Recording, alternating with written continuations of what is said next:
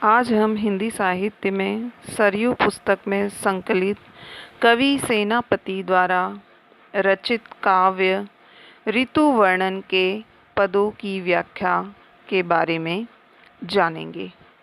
इसमें आप पद देखिए। जेठ नजीकाने सुधरत खसकाने तल, ताख तहकाने के सुधारी झारियत है। होती मरम्मती विविध जल जंत्रन की, ऊंचे ऊंचे अटापे सुधा सुधारियत है। सेनापति अंतर गुलाब अरगजा साजी, सार तार मोल ले ले धारियत है। ग्रीष्म के बासर बराई वे को सिरे सब, राजभोग काज साज यों संभारियत हैं। यहाँ पर जेठ ने ग्रीष्म ऋतु के जेठ महीना और नजीकाने अने पास में या समीप आते ही, सुधरत अने सुधारे जाते हैं। खसकाने अने खस नाम की एक घास होती है, उसके पर्दे। तल अने जो धरातल के नीचे बने हुए भाग होते हैं, जिसे तह खाने भी कहा जाता है। सुधारी झारियत है। झारियत अने झाड़े जाते हैं, सुधारे जाते हैं और झाड़े जाते हैं। होती मरम्मती, मरम्मती अने सुधारे जाना, मरम्मत की जाना।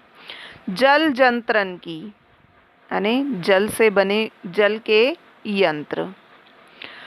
ऊंचे अटा, अटा अने पहली मंजिल पर। सुधा अने सुधारना, सुधा अने सफेदी, सुधारियत अने सुधारे जाने।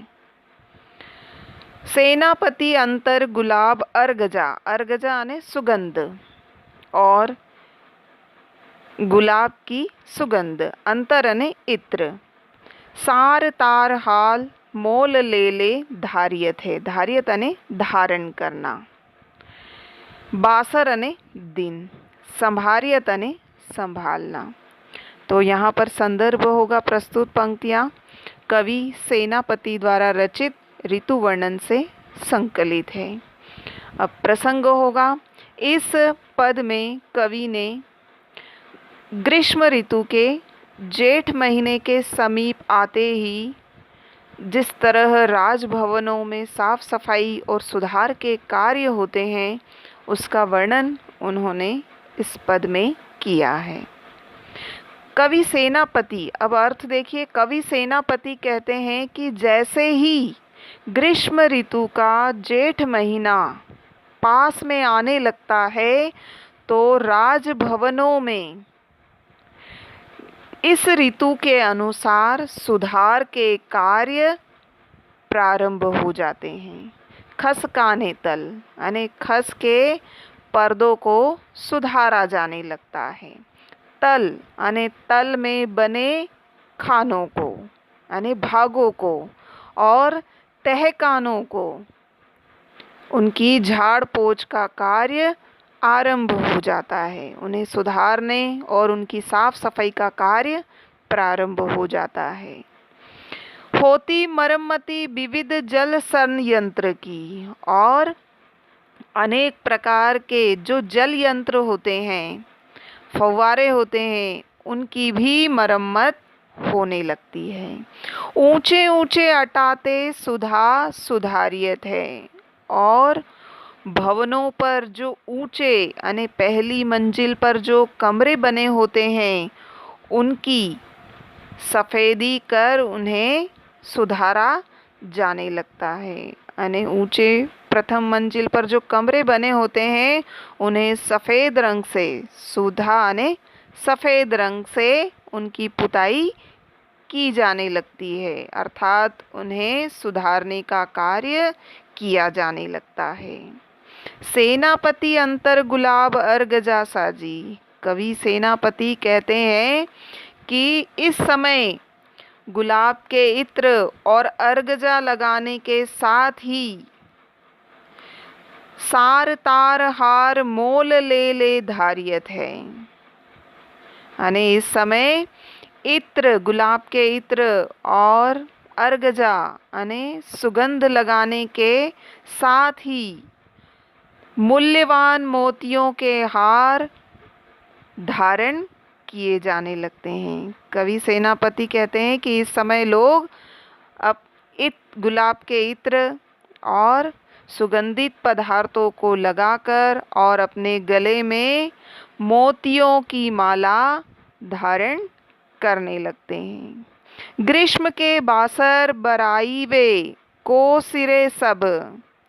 और कवि आगे बताते हैं कि ग्रीष्म ऋतु के इन दिनों को शीतल बनाने के लिए, सिरे यानी शीतल बनाने के लिए राजाओं के द्वारा, राजभोग यानी राजाओं के द्वारा भोगे जाने वाले सभी प्रकार के सुख और साधनों को संभाला जाने लगता है, यानी उनकी देखभाल की जाने लगती है। तो यहाँ पर कवि ने ग्रीष्म ऋतु के आने पर संपन्न लोगों, राजाओं और संपन्न लोगों को गर्मी से बचाने के लिए जो उपाय किए जाते हैं, यहाँ पर उसका वर्णन कवि ने किया है। यहाँ पर कवि ने ब्रज भाषा का प्रयोग किया है, साथ ही उन्होंने उर्दू के शब्दों का प्रयोग भी किया है, जैसे ताक, तहखाने, मरम्मत, इत्र, ये सब क्या है? उर्दू के शब्द हैं। और अलंकार में अनुप्रास अलंकार, पुनरुक्ति, प्रकाश अलंकार। अब आगे का देखिए पद। देखी छिति अंबर जले है चारों ओर छोर, तीन तरबर सब ही को रूप हर्यो है, महाझर लागे ज्योति भादव की होती चले, जलद पवन तन सेक मानो पर्यो है, दारुण तरनी तरे नदी सुख पावे सब, सिरी छन छाह चाही बोई चित धरियो है, देखो चतुराई सेनापति कविताई की जूं, ग्रीष्म विषम वर्षा की सम करियो है। तो यहाँ पर संदर्भ वही होगा, कवि सेनापति, और ऋतु वर्णन और प्रसंग होगा कि इस पद में कवि ने ग्रीष्म ऋतु के भयंकर गर्मी के कारण और वर्षा ऋतु की भयंकरता दोनों का उन्होंने एक ही पद में वर्णन किया है। तो यहाँ पर सबसे पहले ग्रीष्म ऋतु के वर्णन के बारे में देखिए।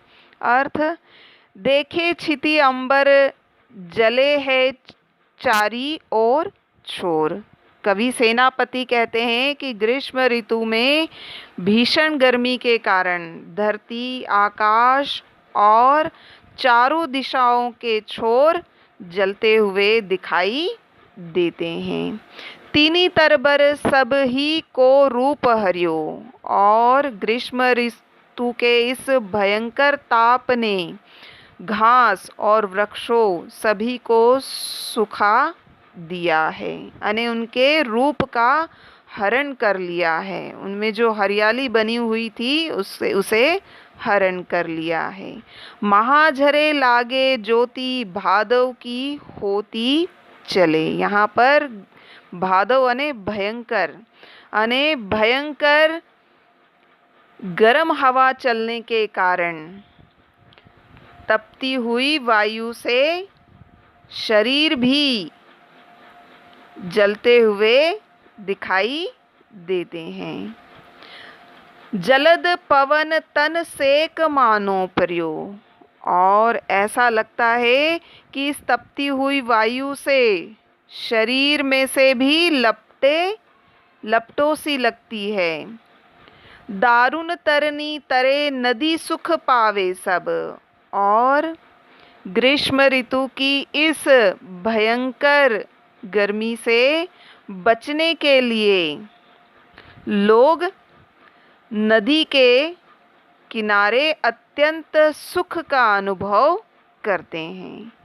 दारुण तरनी तरे नदी सुख पावे, यानी इस भयंकर गर्मी से बचने के लिए लोग नदी के जल का उपयोग करते हैं और उस जल का उपयोग करके अत्यंत सुख का अनुभव करते हैं।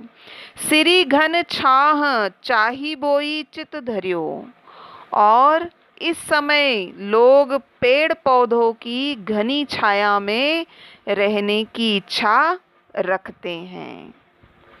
देखो चतुराई सेनापति कविताई की। अब यहाँ पर कवि सेनापति ने अपने चातुर्य से ग्रीष्म और वर्षा ऋतु का समान रूप से वर्णन कर दिया है। अभी तो हमने केवल ग्रीष्म ऋतु के बारे में जाना है, अब वर्षा ऋतु का इसका वर्णन किस तरह से करेंगे, तो पहली पंक्ति से ही आप लोग देखिए। देखे छिति अंबर जले चारों ओर छोर। कवि कहते हैं कि वर्षा ऋतु के आने पर धरती और आकाश चारों ओर जल ही जल है, चारों ओर जल ही जल दिखाई देता है। तीन तरबर सब ही को रूप धर्यो है, और इस समय वर्षा ऋतु ने पेड़ पौधों सबको उजाड़ दिया है, उखाड़ दिया है, उनके स्वरूप को हर लिया है। क्या होता है, वर्षा ऋतु जब आती है तो चारों ओर तेज वर्षा होने के कारण पेड़ पौधों का स्वरूप उजड़ जाता है। महाझर लागे ज्योति भादव की होती चले। कवि कहते हैं कि इस काल में वर्षा की जो तेजी है वह भादो महीने तक चलती रहती है। जलद पवन तन सेक मानो पर्यो है। कवि कहते हैं कि जलद अने बादल और पवन अने वायु, अने बादलों की घटा और हवा अर्थात आंधी और जल की वर्षा, ये तीनों इस समय बने रहते हैं। दारुण तरनी तरे नदी सुख पावे सब, और इस समय लोगों को नदी को नाव, लकड़ी से बनी हुई नाव से पार करना कठिन हो जाता है। सिरी घन चाह चाही बोई चित धर्यो है, और इस ऋतु में लोग बादलों की छाया या बादलों की घटा के नीचे रहते हैं और अपने शरीर को जल की वर्षा से बचाने की इच्छा करते हैं। देखो चतुराई सेनापति कविताई जू। कवि सेनापति कहते हैं कि यह मेरी कविता रचना की चतुराई है, जो मैंने ग्रीष्म विषम वर्षा की सम कर्यो है, जो मैंने वर्षा ऋतु का भी ग्रीष्म ऋतु के साथ चमत्कारी वर्णन कर दिया है। तो यहाँ पर विशेष में आपको ब्रज भाषा का प्रयोग, कवित्त छंद, अनुप्रास, उत्प्रेक्षा और उपमा अलंकार। तो यहाँ पर कवि ने प्रकृति के प्राकृतिक सौंदर्य का चमत्कारी वर्णन किया है। ठीक है, बहुत बहुत धन्यवाद।